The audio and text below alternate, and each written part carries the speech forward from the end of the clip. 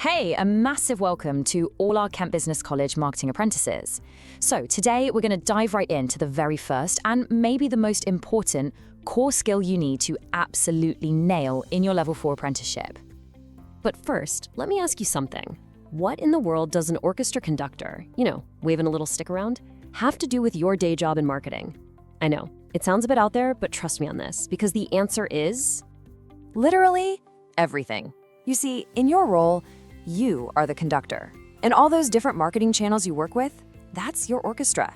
Your whole job is to make sure every single instrument, every platform, plays in perfect harmony to create one powerful, consistent, and amazing message. All right, let's frame this up. Your mission, should you choose to accept it, is to master this first crucial skill.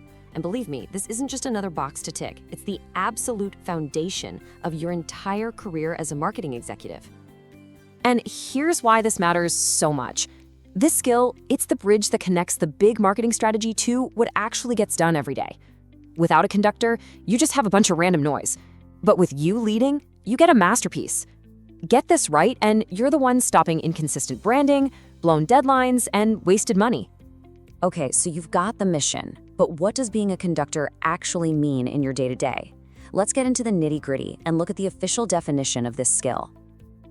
I know this looks like a textbook definition, but look closer at those words. Planning, managing, updating, monitoring. See, they're all action words.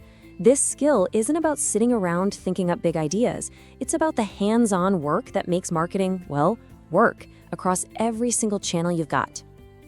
Okay, let's meet the orchestra.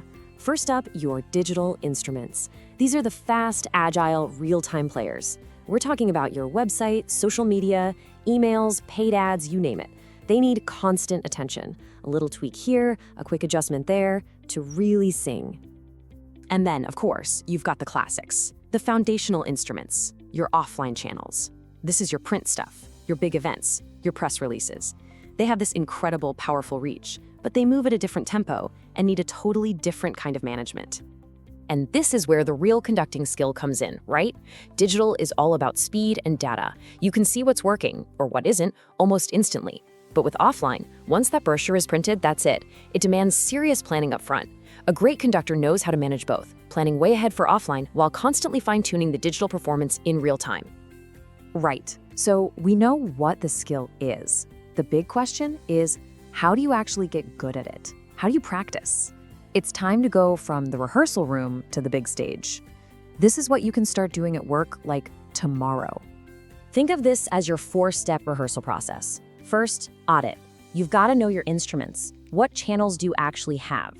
Second, plan. This is like writing the sheet music. Get a marketing calendar going. Third, maintain. You have to keep every instrument perfectly in tune with accurate quality content. And finally, monitor.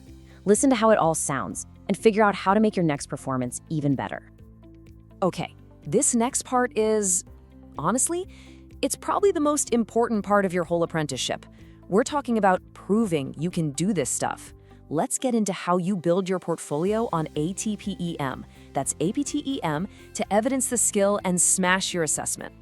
Seriously, think about it this way. Your APTEM portfolio is the official recording of your masterpiece. It's not enough to just be a great conductor. You have to prove it in a way that makes your assessor sit up and say, wow. So what does that proof actually look like? Well, here's the kind of evidence you need to be uploading. Things like your marketing calendars, screenshots of social posts you've scheduled, campaign plans, performance reports. But look at that last point. I'm telling you that reflective statement, it is everything. It's not just an add-on, it's the thing that ties it all together. It's your conductor's notes. And here's a little snippet of what a great one sounds like.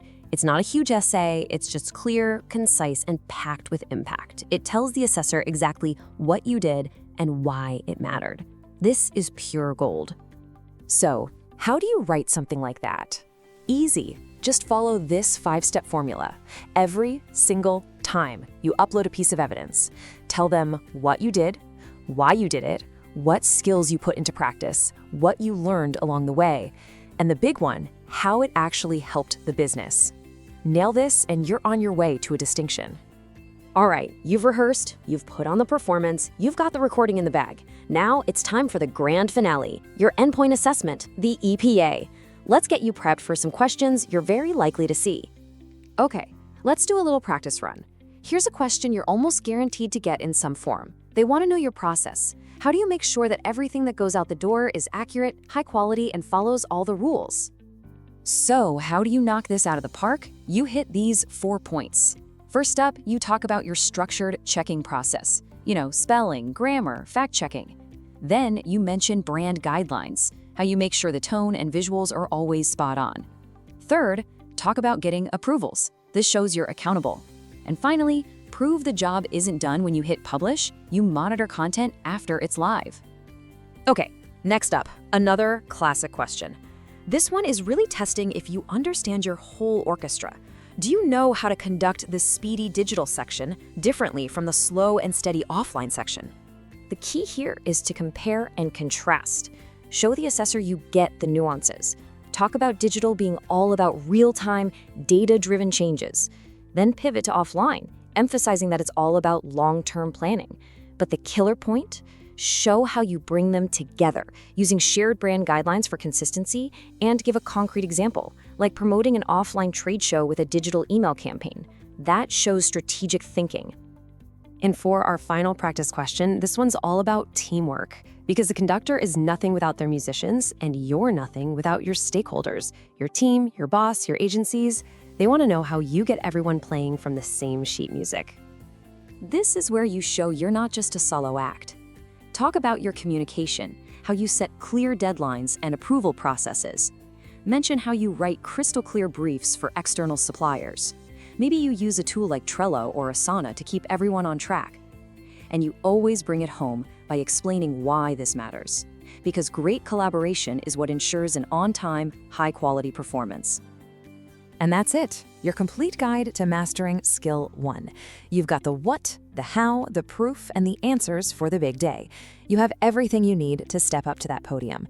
So now the only real question left is, you're the conductor. What masterpiece will you create?